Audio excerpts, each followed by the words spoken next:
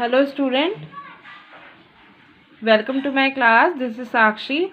The last topic we had discussed was rising importance of the tertiary sector in production. Now the next topic is where are most of the people employed. ठीक है, कहाँ पर सबसे ज़्यादा लोग employed हैं ये discuss करने से पहले हम लास्ट में जो हमने पढ़ा था उसको कनेक्ट करने की कोशिश करते हैं। वहाँ पर भी हमने 40 ईयर्स के गैप का डेटा लिया था, ठीक है, 72, 73 और 13, 14 का डेटा लिया था और हमने देखा था कि पहले एग्रीकल्चर सेक्टर्स का प्रोडक्शन सबसे ज़्यादा था जीडीपी में, जो कंट्रीब्यूशन होता है प्रोडक्शन का वो सबसे ज़्यादा एग्रीकल्चर का था। बट 13, 14 की बात करें तो काफ़ी कुछ ट्रांसफॉर्म हुआ था और सबसे ज़्यादा जीडीपी में कौन कंट्रीब्यूट करा था, वो था सर्विस सेक्टर, और एग्रीकल्चर का कंट्रीब्यूशन जीडीपी में काफ़ी कम हो गया था। तो अभी हम बात करते हैं एम्प्लॉयमेंट की। तो यहाँ पर ये मैंने ग्राफ बनाया हुआ है, ठीक है। ये ग्राफ सॉरी मैं यहाँ पे लिखना भूल गई हूँ कि कौन सा सेक्टर कौन सा है। तो ग्रीन वाला एग्रीकल्चर सेक्टर है, this one is manufacturing sector, ठीक है, और third one is service sector, ठीक है। तो अगर हम 72, 73 के डेटा की बात करें, ठीक है, तो यहाँ पर देखिए एग्रीकल्चर सेक्टर में कितने लोग एम्प्लॉयड थे, 74% टोटल पॉपुलेशन के लोग एग्रीकल्चर में एम्प्लॉयड थे। Then 11% was employed in manufacturing sector, ठीक है, और 15% एंगेज थे सर्विस सेक्टर में, ठीक है। लेकिन अगर हम फिर हमने 40 ईयर्स के ड्यूरेशन का डेटा लिया हुआ है, तो 11 और 12 की अगर हम बात करें तो देखिए यहाँ पर एग्रीकल्चर का एम्प्लॉयमेंट अभी भी मेजर एम्प्लॉयमेंट प्रोड्यूस कौन कर रहा है, एम्प्लॉयमेंट कौन दे रहा है, 49% एग्रीकल्चर सेक्टर दे रहा है, 24% मैन्युफैक्चरिंग का है, 27% सर्विस सेक्टर का। सेकेंड लेवल पे अगर हम बात करें तो सर्विस सेक्टर है जहाँ पर सबसे ज़्यादा लोग एम्प्लॉयड हैं। तो ऐसा क्यों है, 49% लोग एग्रीकल्चर में इन्वॉल्व तो हैं, लेकिन अगर हम प्रोडक्शन की बात करें, कंट्रीब्यूशन की बात करें एग्रीकल्चर सेक्टर की, तो वो काफ़ी कम था, उसमें सर्विस सेक्टर का ज़्यादा था। तो यहाँ पर एम्प्लॉयमेंट तो ये दे रहा है एग्रीकल्चर सेक्टर में सबसे ज़्यादा है। तो ऐसा है क्या, ऐसे हम क्या कंक्लूड कर सकते हैं कि एग्रीकल्चर सेक्टर में जितने लोग काम कर रहे हैं वो सही से काम नहीं कर रहे हैं, प्रोडक्शन अच्छा नहीं कर रहे हैं? नहीं, ऐसा नहीं है। उसका रीज़न क्या है, उसका रीज़न आगे जानते हैं।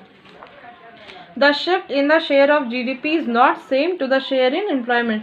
जैसे आपने शिफ्ट देखा था जीडीपी कंट्रीब्यूशन में कि सबसे ज़्यादा सर्विस सेक्टर, बाद में कंट्रीब्यूशन किसका था, सर्विस सेक्टर का था, ठीक है, लेकिन वो सेम नहीं है एम्प्लॉयमेंट के मामले में। एम्प्लॉयमेंट के मामले में एग्रीकल्चर सेक्टर ज़्यादा एम्प्लॉयड हैं, लोग ज़्यादा एम्प्लॉयड हैं, लेकिन प्रोडक्शन कम है, ठीक है, जीडीपी में कंट्रीब्यूशन कम है। ऐसा क्यों है, ऐसा इसलिए है, रीज़न है डिस्गाइज अनएम्प्लॉयमेंट, ठीक है।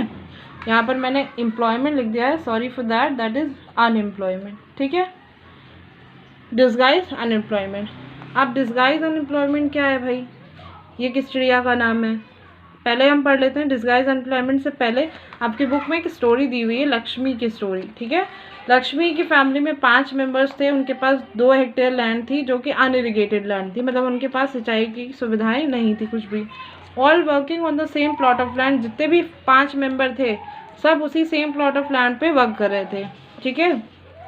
तो चलिए किसको एक स्टोरी से समझते हैं कि एक प्लॉट, जैसे मान लीजिए लक्ष्मी के पास 2 हेक्टेयर लैंड थी, ठीक है, उसमें से 5 मेंबर थे। जब 2 मेंबर्स को वहाँ से हटा दिया गया, 2 मेंबर्स को दूसरे काम में लगा दिया गया, उनको शहर भेज दिया गया कुछ दिनों के लिए और उनको वहाँ पर किसी फैक्ट्री में लगा दिया गया, ठीक है। तो जब 5 मेंबर उस लैंड पे काम कर रहे थे तब भी वहाँ पे जो प्रोडक्शन हो रहा था, सपोज़ कि वहाँ पे जो प्रोडक्शन हो रहा था वो 100 क्विंटल वीट का हो रहा था, ठीक है। लेकिन जब 2 लोगों को वहाँ से हटा दिया गया तो भी प्रोडक्शन पे कोई फ़र्क नहीं आया, तब भी 100 क्विंटल का ही प्रोडक्शन हो रहा था। तो इससे हमें क्या पता लगता है, इससे पता ये लगता है कि जो 5 लोग वर्क कर रहे थे लैंड पे वो अपनी फुल पोटेंशियल पे काम नहीं कर रहे थे, मतलब जितनी उनकी कैपेसिटी है, जितना वो काम कर सकते हैं उस पोटेंशियल से वो कम लेवल पे काम कर रहे थे। ऐसा क्यों कर रहे थे वो, क्योंकि उनके पास कोई अदर काम नहीं था, ठीक है। अब ये जो स्टोरी मैंने आपको बताई है इसी से निकल के आता है डिस्गाइज अनएम्प्लॉयमेंट, या हम कह सकते हैं अंडर एम्प्लॉयड, ठीक है।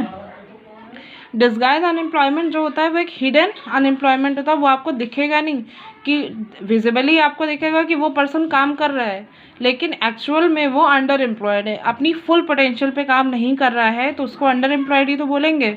ठीक है, अब 2 मेंबर्स को हटा के फैक्ट्री में इन्वॉल्व कर दिया गया, तो अगर उन्हें 5-5 हज़ार रुपये भी मिल रहे हैं तो 10,000 रुपये एक्स्ट्रा इनकम लक्ष्मी के घर में आनी शुरू हो गई, और जो उनके लैंड का प्रोडक्शन था वो तो सेम है, उस पर कोई फ़र्क नहीं पड़ा। ठीक है, अब डिसगाइज अनएम्प्लॉयमेंट की एक मीनिंग भी देख लेते हैं।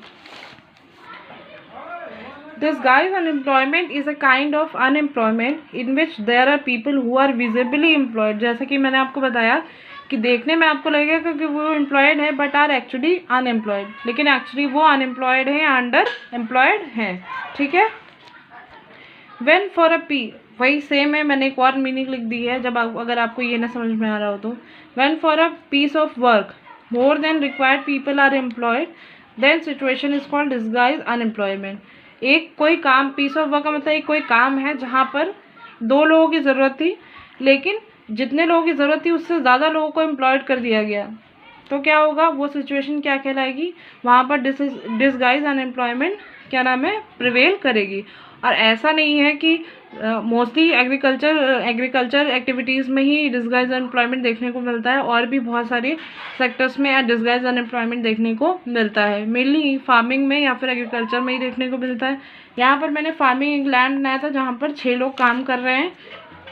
ये आप ऐसे एग्जाम्पल दे सकते हो, मैंने आपको ये बताया है कि जैसे 6 लोग काम करें, अगर इसमें से 3 लोगों को हटा दिया जाए तो भी प्रोडक्शन पे कोई फ़र्क ना पड़े, इसका मतलब जो 3 लोग हैं वो अपनी फुल्ली पोटेंशियल पे काम नहीं कर रहे हैं। ठीक है, आई होप आपको समझ में आया होगा कि डिसगाइज अनएम्प्लॉयमेंट क्या होता है।